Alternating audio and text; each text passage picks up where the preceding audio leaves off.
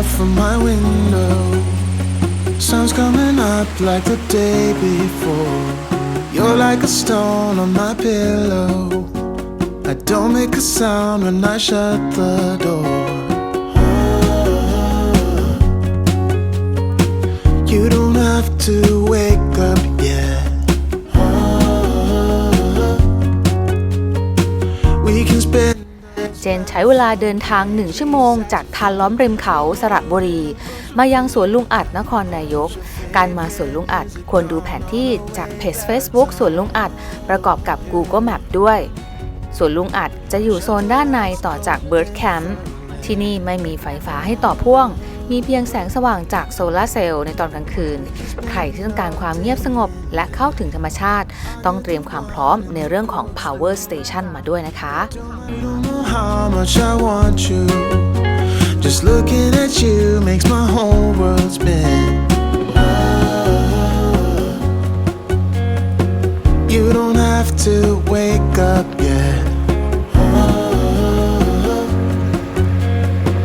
We can spend all day in bed. I'll put the TV in the room. We'll have a Netflix marathon. Kenny G saxophone. We'll order in a bunch of food. I'll put your favorite music on all the way baritone. Shut the lights, go infrared. We can spend all day in bed.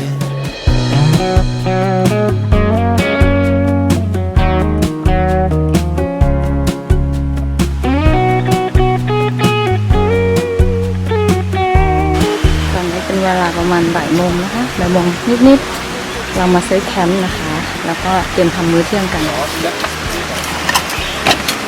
ตำส้มตำเช่นเคยนะคะเมนูประจำแคมป์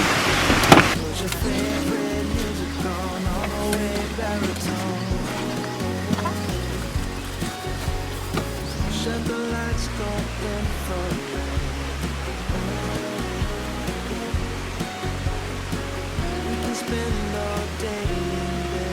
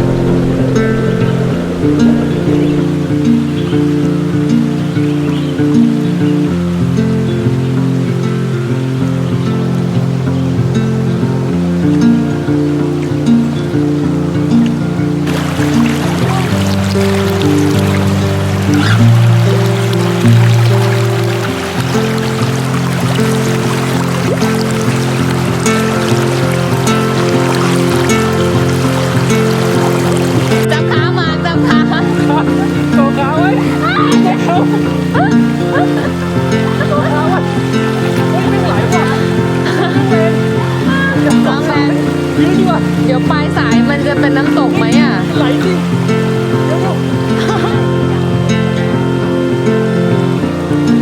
เรากินจริงๆมันเป็นสมุนไพร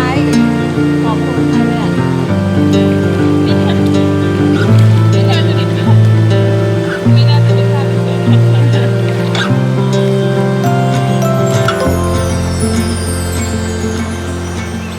สวัสดีค่ะทุกคนตอนนี้เจนก็อยู่ที่สวนลุงอัดแล้วนะคะสวนลุงอัดอยู่ที่แถวคลองมะเดื่อจังหวัดนครนายกนะคะถึงแม้ว่าบรรยากาศด้านบนนะคะรอบนอกเนี่ยจะค่อนข้างร้อนเนาะเพราะตอนนี้บ่ายเป็นเวลาบ่ายนะคะ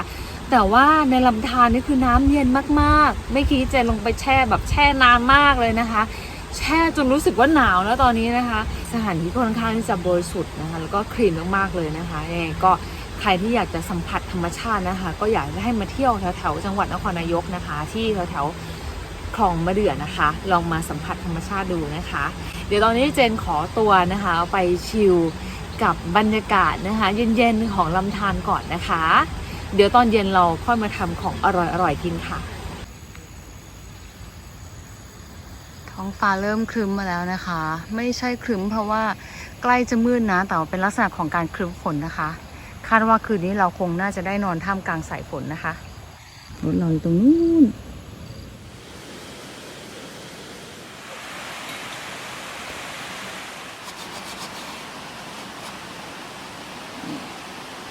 เราเตรียมมื้อเย็นนะคะตั้งตกไปอีกนะครับ4 ตัวแล้วโอ้โหบางทีก็บอกว่า2 ตัวที่ว่า4ยังไม่หาจุดไม่ได้พวกนี้ ตกเหวแล้ว ไปด้วยนะ ที่เมื่อก่อนสมัยก่อนมีข่าวที่ตกเป็น10 ตัวใช่ไหมครับ ใช่ ตกอีกแล้วเหรอเป็นแก้ปัญหาอะไรไม่ได้ใช่ไหมครับ ไม่ได้เลยผมก็เลย คือเป็นธรรมชาติทางเส้นทางธรรมชาติเขาใช่ไหมครับ ยุงไม่ค่อยมีนะครับไม่ค่อยเท่าไหร่ครับผม ไม่มีดีนะ รับไปเลยนะครับผมครับ ค่ะ มี ขอบ อะไร คุณค่ะ โทร ลุง หา อัดนอนแถวนี้ไหมคะ หรือว่ากลับบ้าน กลับบ้านครับบ้านอยู่ปากทาง อ๋อ เดี๋ยวออย โอเคค่ะ มีอะไรผมก็วิ่งมาดูครับผม ค่ะ ขอบคุณค่ะ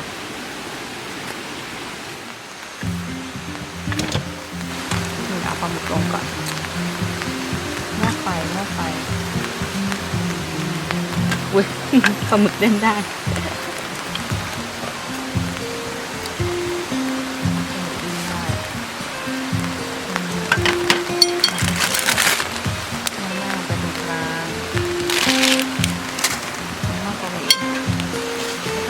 จางตรงกลางแบบนี้มันไม่เผ็ดหรอกแต่ดีเลย เราคนไทยปรากฏว่าเผ็ด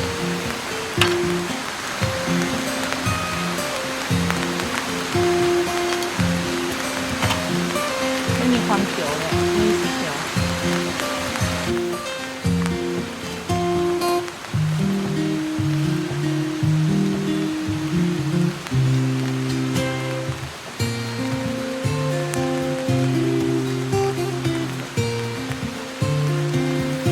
เราทานท่ามกลางสายฝนเลยฝนตกแปะลงมาเราตกเท่านี้พอเนาะอย่าหนักไปกว่านี้นะ ตัวนี้กำลังดีนะ และกินปลาหมึกก่อนเลยหม้อไฟเกาหลีนะคะหม้อไฟเนี่ยเหมาะกับอากาศหนาวเนาะ ตอนนี้หนาวใช่สุดยอด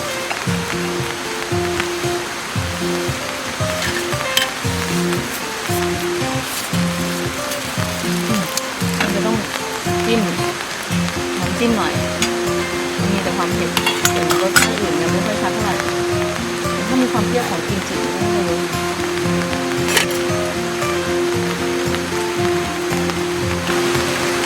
กิมจิมันใส่เนี่ย มันมีอย่างใส่ข้างหลังมาโปะข้างบนเพราะรสชาติดูกิมจิมันน่าจะเสิร์ฟเลยเนี้ยขึ้นมาให้มันแบบจัดขึ้นหน่อยมันยังอ่อนอยู่อะแล้วมันยังอ่อนมีแค่ความเผ็ด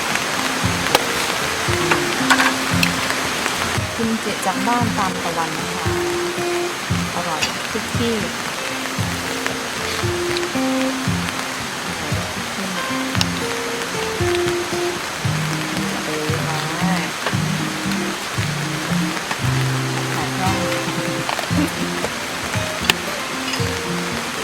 ติดแล้วใช่ไหมมันติดอะไร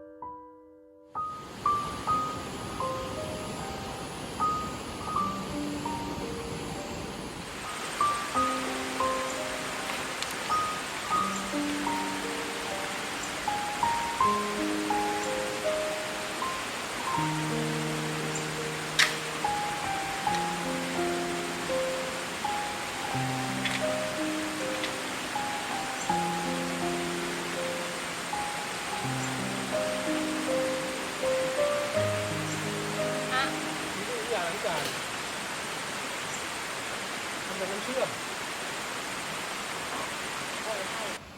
น้ำบอกว่าที่นี่น้ำกระด้าง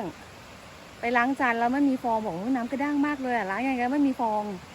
จะมีฟองได้ไงคะ น้ำเชื่อม อันนี้มันน้ำเชื่อม ไม่ใช่น้ำยาล้างจานแล้วใช้ไปตั้งเยอะอ่ะเฮ้ยแพงด้วยนะขวดเดียวเนี่ยตำนานใหม่นะคะเอาน้ำเชื่อมล้างจาน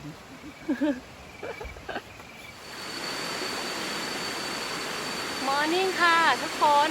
เช้านี้บรรยากาศสดชื่นมากเลยนะคะ แต่ก็แอบมีครึ้มฟ้าครึ้มฝนนะท้องฟ้าด้านบนเนี่ยมีเมฆมากนะคะ เดี๋ยวเช้านี้เราจะมาดริฟกาแฟกันนะคะข้างลำธารแบบนี้เลยนะคะใกล้ชิดธรรมชาติสุดๆเลยค่ะ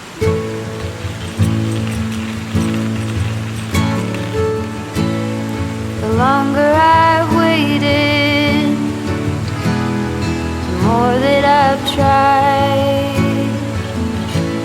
All the years that I've wasted trying to find it. All that I go through for my peace of mind. Let it all go out the window. No smoke in my eyes. I can hear the wind chiming. It's always been you in the back of my mind.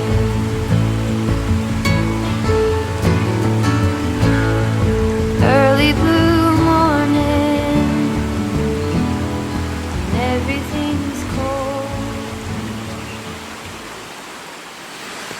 เช้านี้นะคะเจนจะต้มก๋วยจั๊บนะคะเป็นก๋วยจั๊บยวนนะคะอุ๊ยเดือดเดี๋ยวต้มให้จิ๊บกับหมากทานนะคะ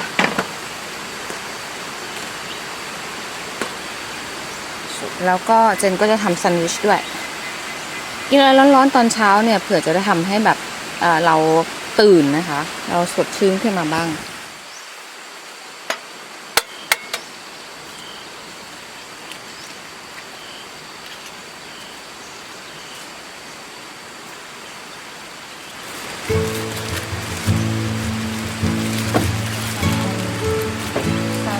The longer I've waited,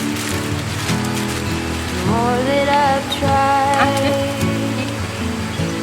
All the years that I've wasted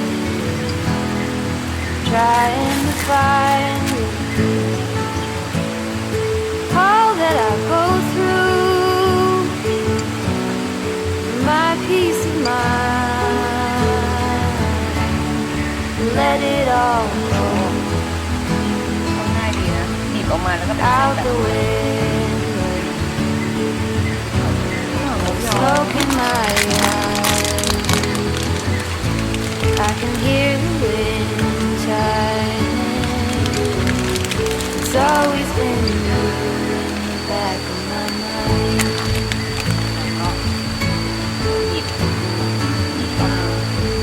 Early blue morning, and everything's cold. I see you underneath,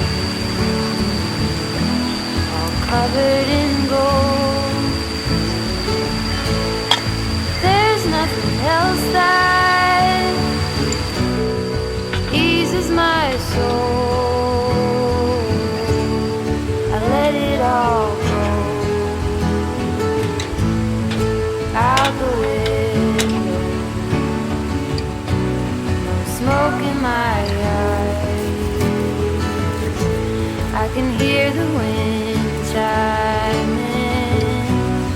It's always been you in the back of my mind.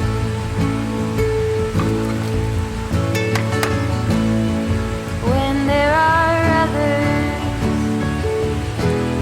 I do the routine. I พร้อม dance เสิร์ฟ all เป็น along แซนด์วิช with. พริกเผาหมูหยองนะคะ Try to be seen. Then there's a feeling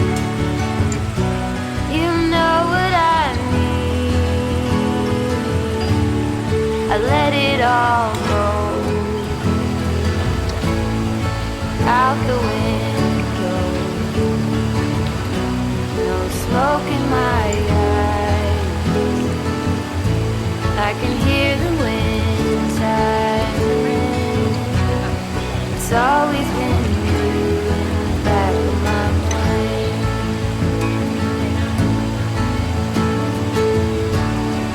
Let it all go out the window. No smoke in my eyes. I can hear the wind sighing. It's always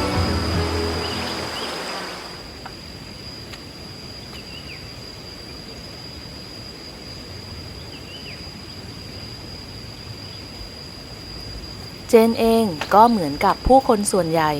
มีงานประจำที่ต้องรับผิดชอบ มีปัญหา มีเรื่องให้คิด แต่ช่วงที่อยู่ที่สวนลุงอัด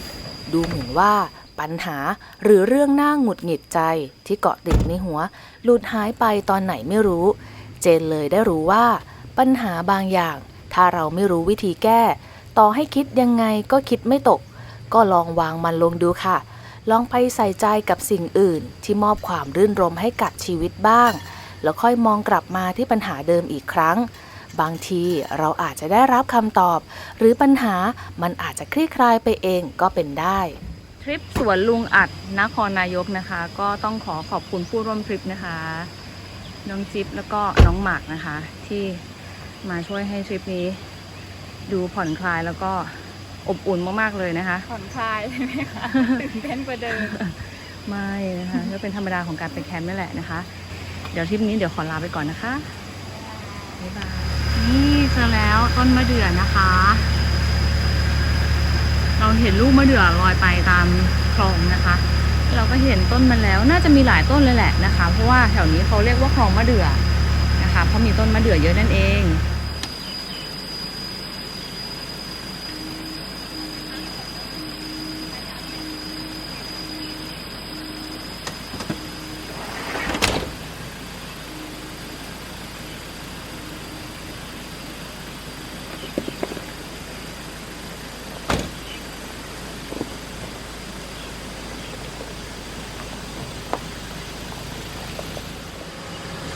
ก่อนจะเดินทางกลับมหาสารคาม เจนจะแวะไปถ่ายรูปกับจุดเช็คอินยอดฮิตของจังหวัดนครนายก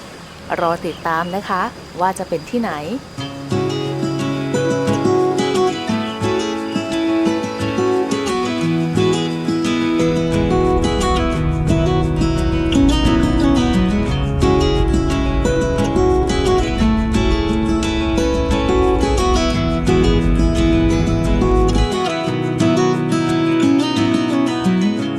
แล้วเจอกันใหม่ทริปหน้าค่ะ Camping on Wheels แคมป์ติดล้อ